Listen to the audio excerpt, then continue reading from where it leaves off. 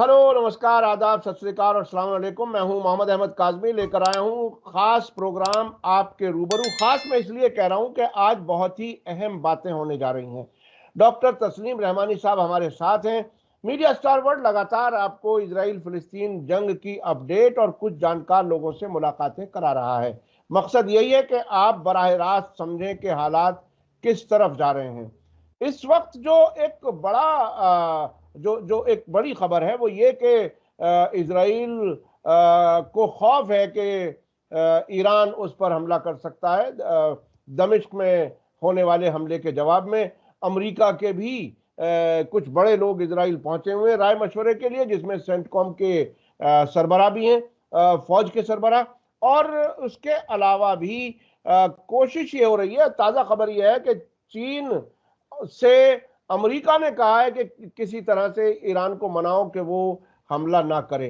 तो ऐसी सिचुएशन में जिस तरह से फिलिस्तीनियों की तरफ से शहादत का जज्बा सामने आ रहा है, खास तौर पर हमास के लीडर इस्माइल हानिया के बेटों की शहादत के बाद में जो रिएक्शन आया है, वो हमने अलग से एक एपिसोड में पूरी तफसील आपको बताई है। ये जो शहादत का जज्बा है फिलिस्तीनियों के अंदर, वो कहां तक इसको लेकर के जाएगा, पूरी दुनिया के लोगों के लिए क्या मैसेज है, पूरी दुनिया के मुसलमान उसे किस तरह से देख सकते हैं, क्या अब भी कहीं कोई इख्तलाफ की गुंजाइश है। मस्जिद अल अक्सा की आज़ादी, मैं समझता हूं हर मुसलमान चाहता है कि वहां पर जाकर के नमाज पढ़े। क्या कुछ है इस सब पर डॉक्टर तस्लीम रहमानी साहब अपनी बात रखेंगे। बहुत ही बेबाक अंदाज में अपनी बात रखते हैं और उस इलाके को काफी नजदीक से जानते हैं, उस इलाके के कई सफर भी किए हैं, इंटरनेशनल लेवल पर होने वाली फिलिस्तीन के सिलसिले में कई कॉन्फ्रेंसों में भी शिरकत कर चुके हैं। उन्हें अंदाज है कि दुनिया इन पूरे तमाम वाकयात को किस तरह से देख रही है। डॉक्टर तस्लीम रहमानी साहब मुस्लिम पॉलिटिकल काउंसिल ऑफ इंडिया के प्रेसिडेंट हैं और बहुत ही फाल एक्टिव समाजी कारकुन हैं और अपनी बातें बहुत ही मजबूती से रखते हैं। डॉक्टर तस्लीम रहमानी साहब, वेलकम है आपका। मीडिया स्टार वर्ल्ड को आप वक्त दे देते हैं, उसके लिए बहुत बहुत शुक्रिया। आपने भी इस्माइल हानिया का रिएक्शन उनके बेटों की शहादत के बाद जरूर देखा होगा, और जिस तरह से उनकी और उनकी अहलिया की तस्वीर अस्पताल से आई वो भी आपके सामने होगी, और वो खबर भी आपके सामने होगी कि इस्माइल हानिया को जिस वक्त ये इत्तला दी गई कि उनके बेटे और पोते पोतियां शहीद हुए हैं, वो एक अस्पताल में फिलिस्तीनी जख्मियों की इयादत के लिए गए हुए थे। उन्होंने, जो रिपोर्टें आई हैं, जब उन्हें ये खबर मिली तो वो अल्लाह को याद कर रहे थे और उन्होंने अपना वो दौरा अस्पताल का जारी रखा, अगले कमरे में जाने का इशारा किया और वो मुसलसल वो अपने जिस काम के लिए निकले थे उसे पूरा किया। आपको ये सब खबर तफसील जान करके कैसा महसूस हुआ, क्या कुछ है? देखिए ये बहुत ही तकलीफ़देह मरहला है, इसमें क्या दो राय हो सकती है। और इस्राएली दरिंदों ने ईद का दिन मख़सूस तौर पर चुना, इस्माइल हानिया के साहिबजादों की और उनके पोतों पोतों की और एक पोती की शहादत के लिए। और इस्राएल ये काम पहले भी करता रहा है। या और अमेरिका ने भी ये काम किए हैं कि इस किस्म के मख़सूस अय्याम को ज़्यादा तकलीफ़ देने वाले जो वाक़यात हो सकते हैं, उन्हें अंजाम देने के लिए ऐसे ही मख़सूस अय्याम को, जो त्योहार के अय्याम हो या इबादत के अय्याम हो, उन्हीं को चुना जाता है। सद्दाम हुसैन की शहादत भी बक़रीद के दिन हुई थी, याद होगा आपको। इसी तरह ये शहादत भी रमज़ान के सिलसिले, पूरे रमज़ान में ये सिलसिला जारी रहा। तरावीह के दौरान वहाँ पर गैस चलाते रहे, मस्जिद अक़सा के अंदर गोली चलाते रहे। गज़ा के अंदर खान यूनुस के ऊपर मुस्तकिल बमबारी, रफ़ा के ऊपर अटैक करने का काम ये रमज़ान के महीने में करना चाहते थे। तो ये जो एक दरिंदगी है कि जब खुशी का मौका हो, उस पर तकलीफ दी जाए, उस पे चोट पहुँचाई जाए। लेकिन ईमान के अज़ीम तर दर्जों पर जो फ़ाइज़ लोग हैं, वो अपनी इस तकलीफ़ को अवामी तकलीफ़ बनने नहीं देते हैं, या यानी अपनी इन्फ़रादी तकलीफ़ नहीं बनने देते हैं। इसलिए जिस सब्र का मुज़ाहिरा हमास के पॉलिटिकल ब्यूरो के सदर और साबिक वज़ीर आज़म भी हैं वो फ़लस्तीन के इस्माइल हानिया, उन्होंने, उनकी बीवी ने और खुद जो हाफ़िज़ हाज़िम जिनकी शहादत हुई और जिनके बेटे की शहादत हुई, उनकी बीवी ने भी, जो शहीद की बीवी थी, उन्होंने भी, उनकी भी वीडियो सामने आई। जिस सब्र का मुज़ाहिरा किया, उससे ये बहुत बड़ा मैसेज जाता है कि वो एक खाली अर्ज़ फ़लस्तीन की जंग नहीं है, जिसके लिए वो लड़ रहे हैं, बल्कि मस्जिद अक़सा की जंग है और जंग महज़ सियासी बुनियादों पर नहीं है, बल्कि दीनी बुनियादों पर भी ये जंग लड़ी जा रही है। इसका बहुत बहुत बड़ा मैसेज ये ईद के दिन इस्माइल हानिया साहब ने दिया है, बहुत जी, बड़ा। और बहुत सारे सहाबा अलैहिस्सलाम की जो ज़िंदगी है, उन उनकी सीरतों में इस किस्म के वाक़यात हमको चीरा-चीरा दिखाई देते हैं, जो आज हमें इस्माइल हानिया के इस जेस्चर से मिलते हैं। और ये बात पूरे तौर पर वाज़ेह है कि जो गम ज़ाती तौर पर इस्माइल हानिया साहब और उनकी फैमिली को मिला, वो गम आज उन्होंने नहीं मनाया, लेकिन सारा आलम इस्लाम वो गम मना रहा है। ये जो पूरे दुनिया में वीडियो सर्कुलेट हो रहे हैं या फ़ोटो सर्कुलेट हो रहे हैं, लोग मज़ामीन लिख रहे हैं, लोग उनको सलाम पेश कर रहे हैं, तो इससे अंदाज़ा हो रहा है कि जो एक फैमिली का गम है, उस गम को पूरा का पूरा आलम इस्लाम किसी न किसी हैसियत में मना रहा है कि ये 60 लोगों, देखिए एक बात यहाँ ख़ास तौर पर हम अपने मुल्क में तो सुनते ही हैं कि जो बहुत से लोग कहते हैं कि ये तो इख़वान की जंग है और ये तो ईरान का स्पॉन्सर्ड किया हुआ एक प्रोग्राम है और हमास ने मरवा दिया है। 35,000 लोगों के कत्ल की ज़िम्मेदारी हमास के ऊपर है। एक खंडर बना दिया पूरे गज़ा को हमास के लिए यानी इस्राइल लोगों को ज़िम्मेदार दिखाई नहीं देता है, आज भी। इतना बड़ा मुजरिम इंसान जिसे आलमी सतह पर हर बॉडी ने जंगी जराइम का मुर्तकिब करार दे दिया है ऑफिशियली, उसके जुर्म की बात करने की बजाय कुछ लोग बहुत छोटी-सी तादाद में वो जो हमास को तनकीद का निशाना बनाते हैं और इसराइल को नहीं बनाते, उनको आज देखना चाहिए। वो भी ये कहते रहे हैं कि इस्माइल हानिया खुद तो बड़े कम्फर्ट ज़ोन में हैं, दोहा में रह रहे हैं, कतर में रह रहे हैं, मिस्र भी जाते हैं, तुर्की भी पहुँच जाते हैं, ईरान भी पहुँच जाते हैं और उनके लोग वहाँ पे मारे जा रहे हैं। लेकिन वो ये भूल जाते हैं, जो उनका एंसेस्ट्रल हाउस है, इस्माइल हानिया का, उसको पूरा हाउस उड़ा दिया गया बॉम्ब से, इसराइल ने उड़ा दिया। उनकी फैमिली के इससे पहले 60 अफ़राद शहीद हो चुके हैं। अभी नवंबर के महीने में एक और बेटा उनका शहीद हुआ है।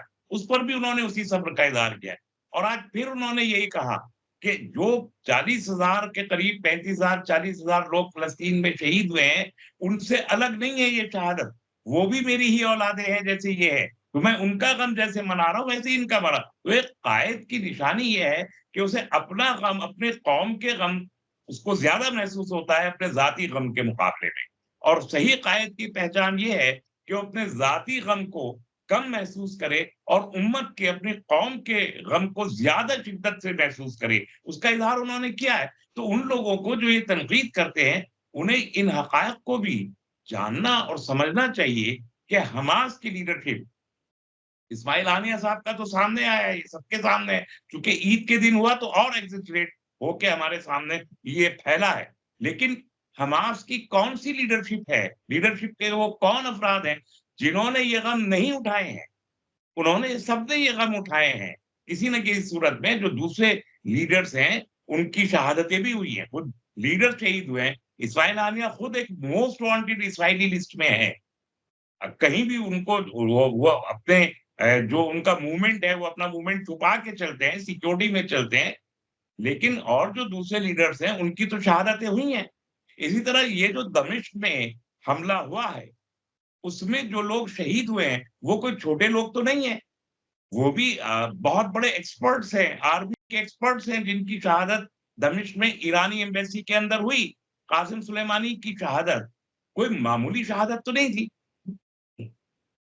ये बड़ी अज़ीम शहादत है। तो एक शहादतों की एक लंबी फ़हरिस्त है, जो मुस्तकिल पेश की जा रही है और शहादतें पेश किए बगैर हम बड़े मकासद को कभी तारीख़ में हमने कभी हासिल नहीं किया, हम अब भी नहीं कर सकते। वो रूटीन और वो क्राइटेरिया अपने मकसद के हुसूल का वो बदल ही नहीं सकता किसी भी सूरत हाल में। और क्राइटेरिया यही है कि आपको अगर एक बड़ा मकसद हासिल करना है तो उसे अपनी जात की कुर्बानी दिए बगैर आप हासिल नहीं कर सकते। और ये मैसेज एक बार फिर आया है फ़लस्तीन से कि उनकी लीडरशिप हो या उनके अवाम हो, वो कुर्बानियाँ देने के लिए पहले भी तैयार थे, अमलन दे रहे हैं और आगे के लिए भी वो तैयार हैं। इसलिए मैंने ये भी अर्ज़ किया है 1-2 मौकों पर कि जो लोग तनकीद करते हैं, वो हमास के ज़ेरे इंतज़ाम जो पॉपुलेशन गज़ा में रहती है 23 लाख लोगों की, ये ऐतराज़ उन्होंने तो कभी नहीं किया। भई 23 लाख लोग जो गज़ा में रह रहे हैं, जो बमों के साए में हैं, जिनके कुनबों के एक-एक कुनबे के 30-30, 40-40 अफ़राद मारे जा चुके हैं, एक-एक घर के। मैंने तो उन फैमिलीज़ से मुलाकात की है, जिनके वो बहुत छोटे-छोटे 5-5, 7-7 साल के बच्चे बाकी बचे हैं घर में। पेरेंट्स सब खत्म हो गए, ग्रैंड पेरेंट खत्म हो गए, माम छोटे-छोटे से मासूम बच्चे हैं, जो ज़िंदा बच के रह गए और पूरी फैमिली खत्म हो गई। हानिया साहब के 60 फैमिली मेंबर्स एक साथ खत्म हो गए। भाई भी, बेटे भी, पोते भी, भतीजे भी सब सबकी शहादतें हुई हैं। तो उन लोगों को और जो 40,000 के करीब और शहादतें हुई, 1 लाख के करीब लोग ज़ख्मी हुए, 23 लाख के 23 लाख लोग तकरीबन सभी बेघर हैं वहाँ। उन्होंने आज तक नहीं कहा कि हमास ने हमें मरवा दिया। उन्होंने आज तक नहीं कहा कि हिज़्बुल्लाह हमारा दुश्मन है। उन्होंने आज तक नहीं कहा कि ईरान से दोस्ती खत्म करो, हम रोज़ाना मारे जा रहे हैं। बल्कि वो हर शहादत पे अपने सब्र का और अब फिर उसके साथ शुक्र का इज़हार करते हैं, शुक्र का भी इज़हार करते हैं। सब्र तो कर ही रहे हैं, अल्लाह का शुक्र भी अदा कर रहे हैं कि हमें शहीदों के की सफ में लाके अल्लाह ताला ने खड़ा किया और 1 इंच ज़मीन वो खाली नहीं करेंगे, इसका ऐलान हर बड़ी से बड़ी शहादत पे उनका ये ऐलान आता है कि आप हमारे मकसद की जानिब से एक कदम हमें पीछे नहीं हटा सकते, आप चाहे जितनी जानें हमारी ले लीजिए, लेकिन हम अपने मकसद से, अपने हदफ से नहीं हटेंगे और हम गज़ा को खाली नहीं करेंगे। ये बार-बार ऐलान किया जा रहा है, 23 लाख लोगों की जानिब से और उनमें से किसी ने नहीं कहा कि हमें हमास से कोई शिकायत है। इंतहा ये कि जो गज़ा में जो छोटे-छोटे से ग्रुप और थे, मुज़ाहिमत के ग्रुप, उन ग्रुप्स ने भी हमास के साथ शिरकत कर ली है बाकायदा। जैसे तहरीक-ए-जिहाद-ए-इस्लामी भी एक दूसरा नंबर का सबसे बड़ा ग्रुप है, हमास के बाद गज़ा में। आज तहरीक-ए-जिहाद-ए-इस्लामी हमास के साथ मिल के लड़ रहा है गज़ा के अंदर, अलग से नहीं लड़ रहा है। अल-क़साम ब्रिगेड और तहरीक-ए-जिहाद-ए-इस्लामी मुश्तरका ऑपरेशंस वहाँ पर कर रहे हैं। तो एक साथ वो मुत्तहद होके लड़ रहे हैं। इसी तरीके से अल-फतह का ग्रुप, जो हमेशा मुखालिफ रहा है हमास का, और जिसने टेक ओवर किया 2007 में, जो गज़ा में हमास की चुनी हुई सरकार थी, उसे जब सेट असाइड किया, तो महमूद अब्बास ने उसको टेक ओवर किया था। इतने बड़े जो मुख्तलिफ ग्रुप थे, एक अपोज़िशन था एक-दूसरे का, वो भी आज अल-फतह भी मजबूर है कि वो कम अज़ कम हमास की मुखालफत ना करे। जुर्अत नहीं है अल-फतह की कि वो फ़लस्तीन में हमास की मुखालफत में एक छोटा-सा बयान भी दे सके। इसके बरअक्स अल-फतह के मेंबरान पार्लियामेंट जो अल-फतह ग्रुप से चुने गए हैं, वो खुले तौर पर एलानिया हमास की हिमायत में खड़े हुए हैं, गज़ा के अंदर भी, गज़ा के बाहर भी। मैंने अर्ज़ किया कि मैं तो इस्तांबुल की एक सबसे बड़ी कॉन्फ्रेंस इन दिनों जो हुई, उसमें शरीक था। उसमें तहरीक-ए-जिहाद-ए-इस्लामी के सदर खुद मौजूद थे। हमास के सदर खुद मौजूद थे और अल-फतह के मेंबरान पार्लियामेंट मौजूद थे, जो ये कह रहे थे कि हमें आपस में अब एक-दूसरे से लड़ने का मौका नहीं, हम एक-दूसरे के साथ कोऑर्डिनेट करके फ़लस्तीन के इस कज़िये को हल करेंगे। तो अगर वहाँ आपस में इत्तेहाद हो गया और हमास की लीडरशिप में इत्तेहाद हो गया, तो ये जितने लोग बाहर खड़े होके बड़े-बड़े मुँह से बोला करते हैं कि हमास ने मरवा दिया, उनको सोचना चाहिए कि वो गज़ा के लोगों से, मुकामी लोगों से ज़्यादा बड़े मज़लूम तो हैं नहीं। आपके ऊपर आप इफेक्टेड तो है नहीं, आप तो अपने घर में बैठे हैं, आप तो एयर कंडीशन रूम्स में बैठे हैं, आप तो अपने कारोबार कर रहे हैं, आप तो अपने रमज़ान मना रहे हैं, आप तो अपनी ईदें मना रहे हैं और आपका कलम, आपकी ज़बान बस चल पड़ती है कि साहब वो हमास ने मरवा दिया। ये गज़ा के लोगों से पूछिए ना, आप उनसे ज़्यादा बड़े क्लेमेंट नहीं हैं, उनसे ज़्यादा बड़े दावेदार नहीं हैं गज़ा के। गज़ा के लोग फ़र्ज़ किफ़ाया अदा कर रहे हैं सारी दुनिया के आलम इस्लाम के बिहाफ़ पर। तो आप उनको अगर हदफ़ तनक़ीद बना रहे हैं, तो आप अपने बारे में पहले खुद सोचिए कि आप कहाँ खड़े हैं और आपका कंट्रीब्यूशन क्या है, सिवाय इसके कि आप तनक़ीद और तनक़ीद से काम लेते रहें। जी, आपने ये बहुत अहम बातें कही कि तनकीद करने वाले तो बहरहाल ज़बान के आगे मैदान है। मुझे याद आ रहा है हसन नसरुल्लाह के बेटे की शहादत हुई थी 1997 में। उस वक्त उन्होंने खुदा का शुक्र अदा किया, अपने बेटे के जनाजे पर खड़े होकर के एक तरह से बेटे का भी शुक्रिया अदा किया और कहा कि अब से पहले मैं जब शहदा की फैमिली से मिलने जाता था उस वक्त मुझे शर्मिंदगी होती थी कि मेरे घर से कोई शहीद नहीं हुआ और मुझे उस शर्मिंदगी से बचा लिया बेटे ने शहीद होकर के। आपने कासिम सुलेमानी का भी जिक्र किया। कासिम सुलेमानी की बेटी है, जैनब नाम है इत्तेफाक से उसका, वो भी बहुत ही अवाम को इकट्ठा करने और रेजिस्टेंस को मजबूत करने में काफी अहम रोल अदा कर रही है अपने बाप के शहीद होने के बाद भी। अब मैं ये समझना चाहता हूं रहमानी साहब, जहां ये जज्बा हो शहादत का, जहां हर आदमी मरने के लिए तैयार हो, क्या उसे अमेरिका या इजराइल या दुनिया की कोई भी ताकत हरा सकती है क्या?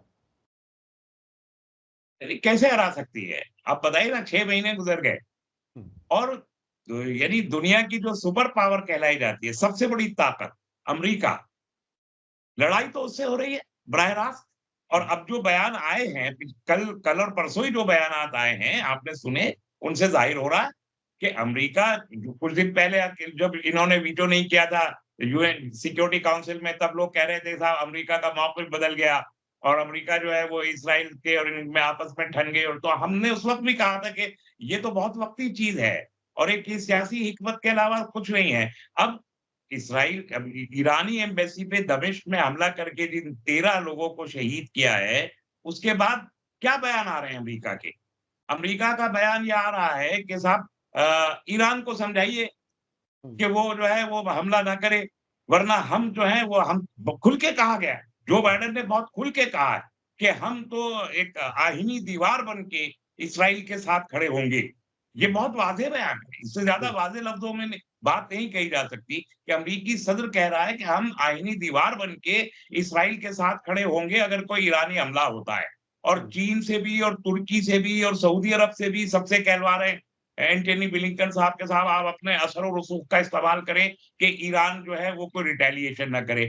और एक मर्तबा भी इस्राइल के इस हमले की मजम्मत नहीं की अमेरिका ने। ना इस्राइल की मजम्मत की, ना खुद किसी अफ़सोस का इज़हार किया कि अब ये एक गलत वाक़या हुआ। और इस्राइल ने एक पर नहीं 2 मुल्कों पे एक साथ हमला किया। एक उस टेरिटरी पे जो सीरिया की टेरिटरी है, कि आप एक मुल्क के ऊपर एक दूसरे मुल्क की एम्बेसी पे हमला कर रहे हैं। एम्बेसी पर हमला उस मुल्क के ऊपर हमला समझा जाता है।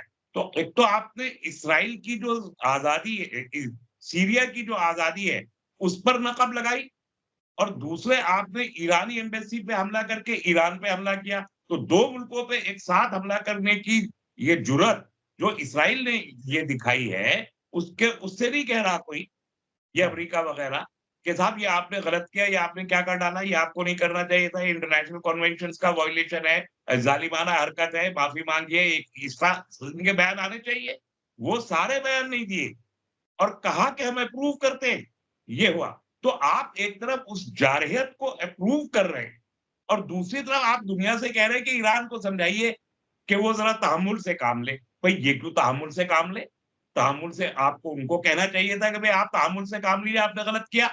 तो अगर ये इस जारहियत की बहुत ही खुले तौर पर तौसीक की जा रही है अमेरिका की जानिब से, तो ज़ाहिर है कि जंग इसराइल नहीं लड़ रहा। जंग अमेरिका लड़ रहा है। और फ़लस्तीन के लोग ये बात बहुत अच्छे तरीके से जानते हैं कि उनका मुकाबला बराह रास्त इस्राइल से हो सकता है, लेकिन बिलवास्ता तौर पर वो अमेरिका से ही लड़ रहे हैं। दुनिया के सबसे बड़े फ़िरौन के साथ उनका मुकाबला है। दुनिया के सबसे कमज़ोर लोगों का, यानी ये क्या कहा जा सकता है, आज तो कह ही सकते हैं कि दुनिया की सबसे कमज़ोर, लुटी-पुटी, भूखी-नंगी, फ़ाक़ा-मस्त, बेघर, बेदर और बेरोज़गार कौम इस दुनिया में आज कोई है तो कौन है? गज़ा के अलावा तो कोई नहीं है। गज़ा के 23 लाख लोग जिस सूरत-ए-हाल में खड़े हैं, वो इंतहाई गैर इंसानी सूरत-ए-हाल है। या और इसका इतराफ़ सारी दुनिया ने किया। यूएन भी कर रहा है, यूएन के सेक्रेटरी जनरल भी कर रहे हैं, यूएन में जो पैलेस्टीन रिलीफ ऑर्गनाइज़ेशंस है, वो भी कर रही हैं, एम्नेस्टी इंटरनेशनल भी कर रहा है और दूसरे ममालिक भी कर रहे हैं कि सबसे मज़लूम उम्मत, सबसे बेसरो-सामान लोग इस वक़्त गज़ा के हैं, जो फ़ाक़े से है और घास खा के उन्होंने रोजे अफ्तार किए हैं। इस सूरत हाल में जो लोग हैं, वो किससे लड़ रहे हैं? वो लड़ रहे हैं अपने वक़्त के सबसे बड़े फ़िरौन से, सबसे बड़ी ताकत पे, जहाँ अफ़रादी क़ुव्वत भी है, मिलिट्री क़ुव्वत भी है, मीडिया की क़ुव्वत भी है, दौलत की क़ुव्वत भी है और हर तरह का मसल पावर उनके पास, हर तरह की ताकत बातिल की हर क़ुव्वत उनके यहाँ जाके मुर्तकिज़ हो जाती है और वो आलमी राय आमा भी जब चाहते हैं अपने हक़ में खड़ी कर लेते हैं, उस ताकत से मुकाबला कर रहे हैं।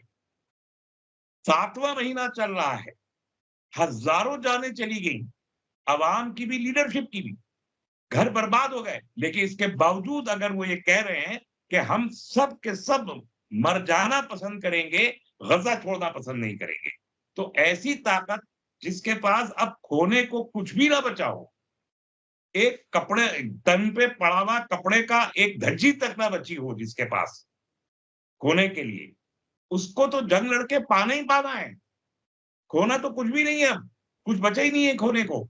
ऐसी क़ुव्वत को कोई शिकस्त दे सकता है, इसका तो कोई इम्कान है नहीं। हुँ, किसको शिकस्त दे रहे हैं आप?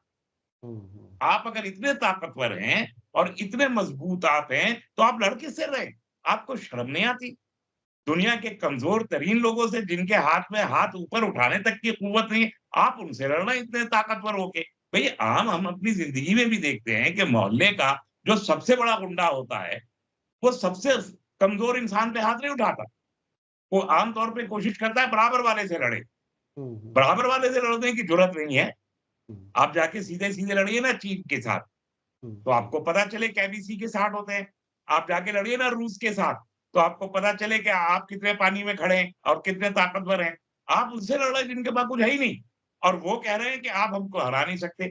और हमने तो सारी दुनिया ने देखा है कि अमेरिका ने आज तक किससे फ़तह हासिल की है? हुँ, वियतनाम से नहीं की, छोटा-सा मुल्क था वो भी। आपने बम तक बरसा दिए, कुछ नहीं हुआ। अफ़गानिस्तान से आप निकल के भागे, इराक से आप चोरी करके भागे, इराक का माल चोरी करके भागे आप। हुँ, सीरिया में आपने जाके पैर रखा, आपने क्या हासिल किया है? तो 200 साल से एक मुस्तकिल जंग पे आमादा ये ताकत, यानी अमेरिका अपने क़याम से लेके आज तक तारीख़ उठा के देख लीजिए, किसी न किसी से लड़ता ही रहा है और जब-जब लड़ा है, जिससे लड़ा है, उससे उसने जो है वो हज़ीमत उठाई है। अब ये गज़ा के भूखे-नंगे लोगों के से शिकस्त खाने वाला है और सही है कि आज अगर ईरान को अंदर घसीटने की जंग में घसीटने की कोशिश की जा रही है, तो एक फेस सेविंग है। हुँ, हुँ, इज़राइल तो शिकस्त खा चुका। हम तो 8 अक्टूबर से ही कह रहे हैं कि इज़राइल हार चुका है। 6 महीने से पहले ही हार चुका है और वो जो कोशिश थी बौखलाहट और झुँझलाहट में जो हमले करके इन्होंने रेत के ढेर में बदला है गज़ा को, तो उसके बाद भी कुछ हासिल नहीं हुआ। आप देख रहे हैं कि एक भी जंगी कैदी छुड़ा नहीं पाया इस्राइल बगैर मुज़ाकरात। अपनी फ़ौजी ताकत के बल पर नहीं छुड़ाया एक भी। हुँ, हमास की मर्ज़ी से है हमास ने हैंडओवर किए हैं मुज़ाकरात के नतीजे। हुँ, अपनी ताकत, अपनी फ़ौज, अपने उस नशे में रह के जो वो बात कर रहे थे, उससे नहीं छुड़ा पाया और अभी तक उनके जंगी कैदी वहाँ मौजूद हैं। तो ये जो शिकस्तुर्दा कौम है इस्राइल की, ये बाहर कैसे निकले? इसको एक फेस सेविंग चाहिए कि एक बाइज़्ज़त तरीके से जंग से बाहर निकल जाए। इसलिए वो चाहता है कि ईरान और दूसरे खित्ते के लोग बराह रास्त जंग में शरीक हो जाएँ, ताकि वो जंग का जो पूरा ठीकरा है, दूसरों के सिर फोड़े, खुद पीछे रहे, अमेरिका और ईरान आगे चल के लड़े और इस्राइल बाहर निकल जाए पतली गली से।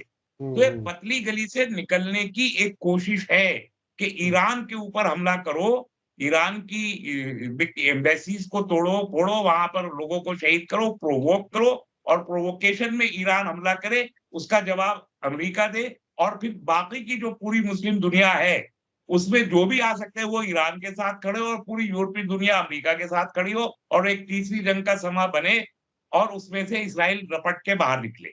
हुँ, ये हुँ। एक साजिश मुझे यानी महसूस होती है बच के इस रास्ता रास्ता तलाश कर रहा है कि वो किस तरह से इससे निकले।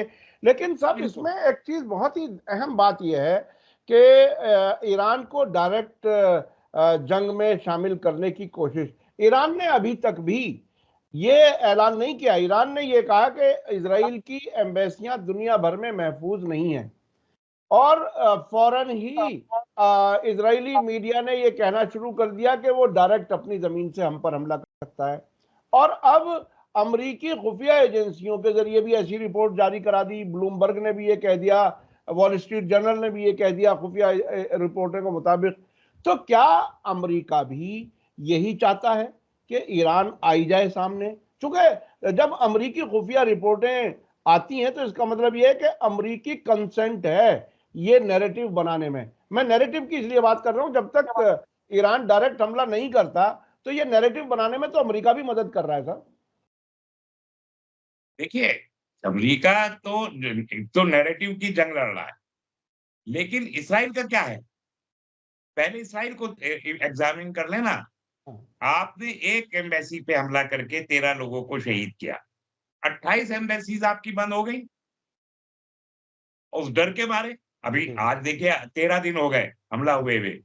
आपके 28 एम्बेसीज बंद, और इंडिया जैसे मजबूत इलाई के यहाँ आपके एम्बेसी एंड काउंसलेट, बॉम्बे का काउंसलेट भी बंद है, हाँ। दिल्ली में एम्बेसी बंद है, और बाकी तमाम मुल्कों में। और फिर अलर्ट, अमेरिका का भी अलर्ट है, इंडिया का भी, फ्रांस का भी, जर्मनी का भी, कि इसराइल ना जाएं लोग।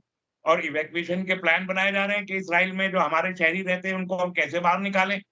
तो ये ईरान हमला करे या ना करे, लेकिन ये जो एक सूरत हाल है ये तो नैरेटिव से अलग है।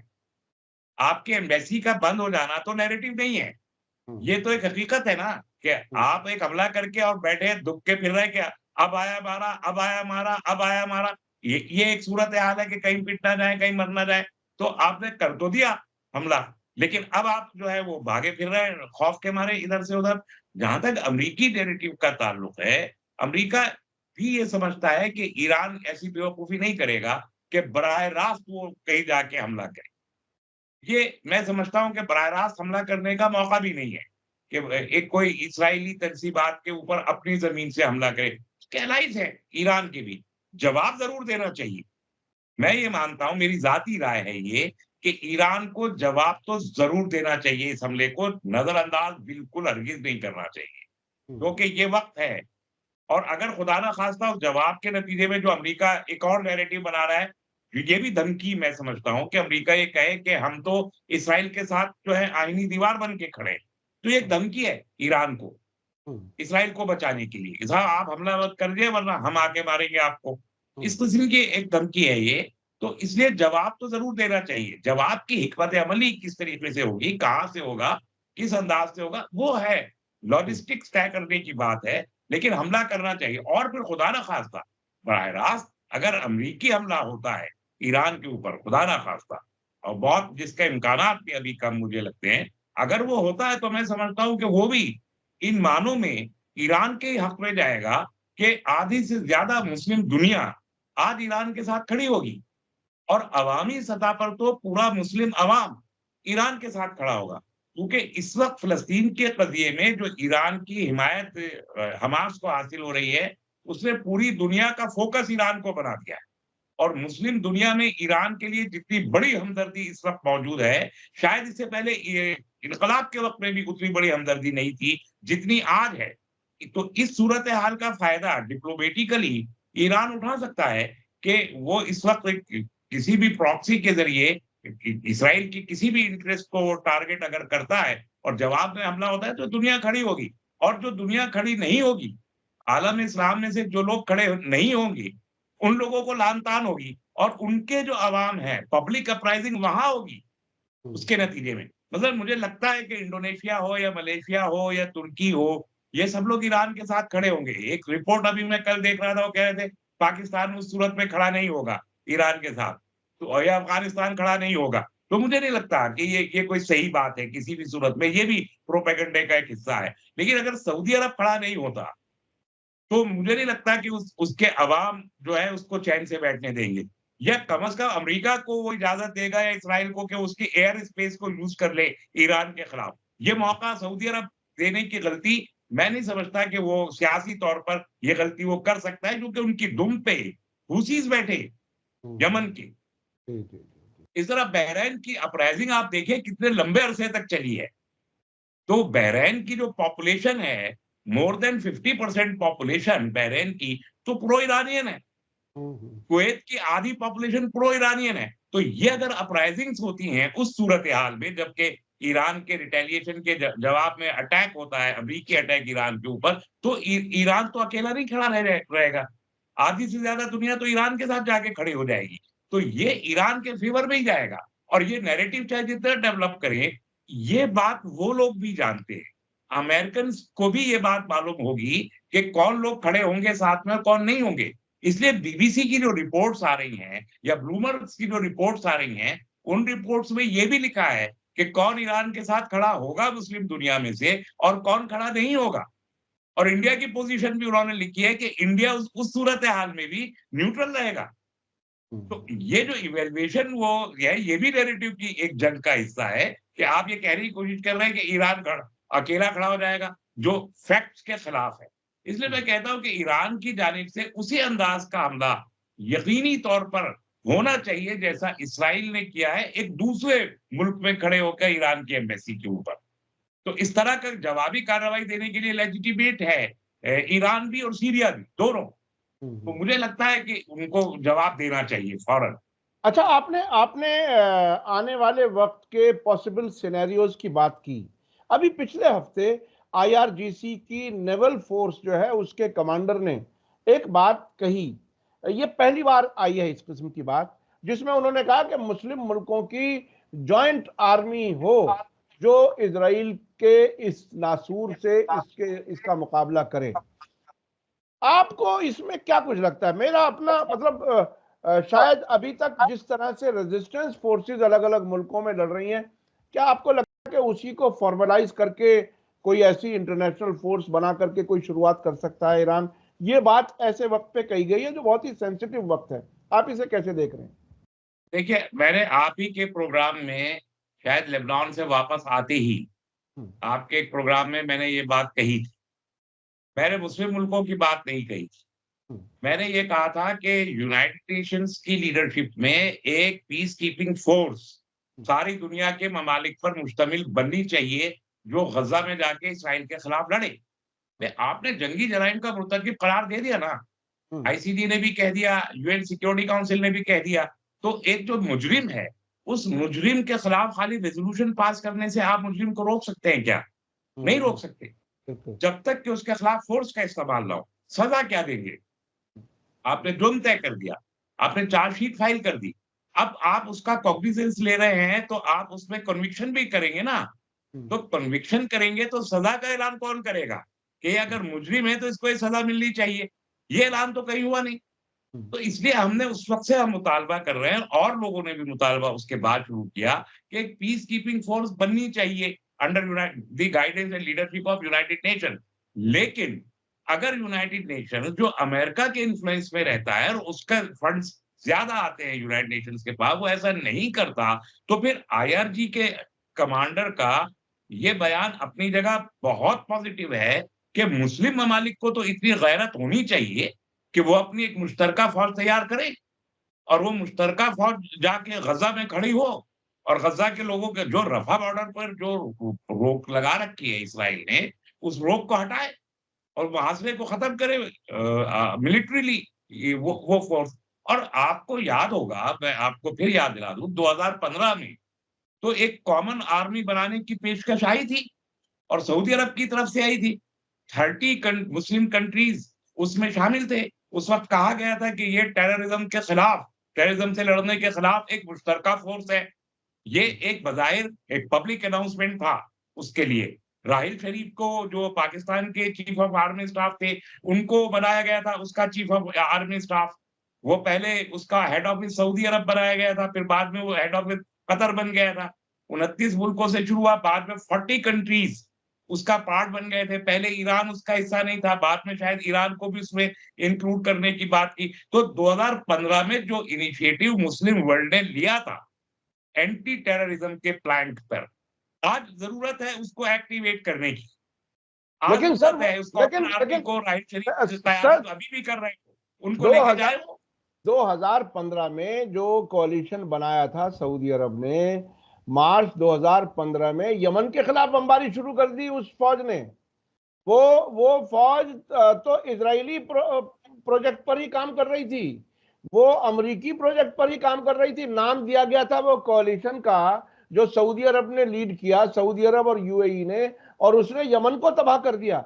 वो तो दुश्मन के प्लान का हिस्सा था सर। वो कहां फिलिस्तीन की आजादी के लिए कहीं कुछ कर पाएंगे। उन्होंने एंटी टेररिज्म का प्लान लिया था और जी उस जी। वक्त देखिए, आप देखिए न्यूज, यूएस ने उसको बहुत सख्त क्रिटिसिज्म दिया था। जर्मनी और फ्रांस, यूरोप ने सबसे ज्यादा बड़ा क्रिटिसिज्म दिया था। यमन में जो लोग लड़ने गए वो गल्फ था, गल्फ की आर्मी, यूएई की आर्मी, बहरेन, ओमान, और उसमें भी कतर ने बाद में बैकआउट किया, और बाकी फिर यूरोप था। ये आर्मी का नाम उसमें कहीं भी नहीं आया। हम्म। ये 2015 में उन्होंने इस नियत से जरूर बनाया, इसलिए ईरान उसमें शरीक नहीं था। हाँ हाँ। उस 29 कंट्रीज के ब्लॉक में ईरान शरीक नहीं था उस वक्त। जी जी जी। लेकिन बाद में तुर्की वगैरह के इनिशिएटिव पे वो कहीं भी सामने नहीं आया। हम्म इन्होंने जो एलाइड फोर्सेस बनाई वो गल्फ की थी यमन के खिलाफ। तमाम हम्म दुनिया की, इंडोनेशिया, मलेशिया की उसमें फोर्सेस शामिल नहीं थी। हालांकि उन 29 के कांग्रेचुलेशन में इंडोनेशिया, मलेशिया भी शामिल थे, कुछ अफ्रीकन कंट्रीज भी शामिल थे। वो वहां नहीं गए, कोई भी नहीं गया उन्होंने। मैं इसलिए कह रहा हूँ कि वो आज कहाँ है। आपने जी। जब बनाया, उसका हेड ऑफिस भी बनाया, और वो कहीं यूज नहीं हुआ अभी तक। हम्म। वो जो यूटिलिटी है वो लेकिन लिमिटेड राहिल यूटिलिटी है। राहिल तो राहिल आप उस तरह का इनिशिएटिव लेके आप खड़े हो ना, इसीलिए ईरानी रिवॉल्यूशनरी गार्ड्स के कप्तान जो कह रहे हैं, वो यही बात तो है। जी जी तो जी। आप वो 40 ममालिक के उस कॉम्बिनेशन को एक्टिवेट करके लेके खड़े हो, आप बहुत बड़ी आर्मी है। अमेरिका थर्रा जाएगी। अगर इन 40 ममालिक की आर्मीज, मुश्तरका आर्मी एक खड़ी होती है, तो यकीनी तौर पर अमेरिकन फोर्सेस के अंदर उनको रिटेलिएट करने की ताकत नहीं है। मुश्तरका तौर पर 40 मुल्कों की ताकत इतनी ज्यादा है। और चाइना एंड रशिया जैसी मिलिट्री फोर्सेस, जाहिर है कि वो अमेरिका की हिमायत में खड़ी नहीं होंगी इस किस्म की मुश्तरका आर्मी के खिलाफ, बल्कि इसी के साथ खड़ी हो जाएँगी आके। न भी रहे तो न्यूट्रल रहेंगी वो। तो ये सूरत-ए-हाल है जब खड़ा होना चाहिए। जी। तो हाँ, लेकिन लेकिन आईआरजीसी के लेकिन कप्तान लेकिन का ये लेकिन बयान बहुत बर्वक्त है, और इसके अलावा कोई, देखिए काज़मी साहब, कोई दूसरी सूरत नहीं है। जी, बिल्कुल। आपका इकोनॉमिक बायकॉट की कॉल जितनी भी इफेक्टिव है, अवामी सतह पर इफेक्टिव है, हुँ, सरकारी सतह पे नहीं है। जी, अब जी, जी। आम तो अभी भी देखिए, रमज़ान के महीना पूरा गुज़र गया, अब आपने उसको बड़ी तादाद में बाइकआउट जारी रखे हुए हैं। ईद के मौके पे बड़ी तादाद में लोग मैकडॉनल्ड में जाके पर्चियाँ लेके खड़े हो गए कि यहाँ पर कोई मुसलमान ना घुसे, क्योंकि हुँ, ये इज़राइली प्रोडक्ट बेच रहे हैं। अभी कल-परसों में भी ये हुआ। तो हुँ, अवामी सतह पर बाइकआउट हो रहा है, सरकारी सतह पे तो नहीं हो रहा। तो अभी बाइकआउट वगैरह या डिप्लोमेटिक वो बाइकआउट वो अपनी जगह है। लेकिन ये मिलिट्री का अलायंस, ये इसके अलावा कोई दूसरी सूरत नहीं है गज़ा के लोगों को इंसाफ दिलाने की। इसलिए जी। इसको खड़ा होना चाहिए, इस मुतालबे में शिद्दत आनी चाहिए। जी, जी, जी। बहुत-बहुत शुक्रिया, बहुत-बहुत शुक्रिया। आपने हमें वक़्त दिया और आपने अपने तजुर्बात, कॉन्फ्रेंसेस जो इंटरनेशनल हुई हैं, उनमें जो आपने जो चीज़ें देखी, जो महसूस किया, और फ़िलिस्तीनी लोगों में जो शहादत का जज़्बा है, उनकी लीडरशिप की फ़ैमिलीज़ से कितने-कितने लोग शहीद हो चुके, तभी ये एक मज़बूत किले की तरह से खड़े हैं। और उन्होंने लफ़्ज़ इस्तेमाल किया, हमास ने, कि इस किले को आप नहीं गिरा सकते, जो हमारे इरादों का किला है। और मुझे लगता है कि बहरहाल उसको नाकाम करना, जैसा कि आपने भी कहा, बिल्कुल नामुमकिन है किसी भी ताकत के लिए। जो लोग अपनी ज़मीन बचाने, आज़ाद कराने के लिए अपनी जान देने के लिए तैयार हैं, उन्हें कोई नहीं हरा सकेगा। बहुत-बहुत शुक्रिया जनाब रहमानी साहब, आपने हमें वक़्त दिया। इसी के साथ मुझे दीजिए इजाज़त। धन्यवाद, शुक्रिया। जय भारत, जय हिंद। मीडिया स्टार वर्ल्ड के और वीडियो देखने के लिए हमारे चैनल को सब्सक्राइब करें और सीधे नोटिफिकेशन पाने के लिए बेल आइकन दबाएं। और अगर हमारी खबर सच्ची और अच्छी लगे तो अपने व्हाट्सएप, इंस्टाग्राम, फेसबुक और ट्विटर अकाउंट पर ज़रूर शेयर करें।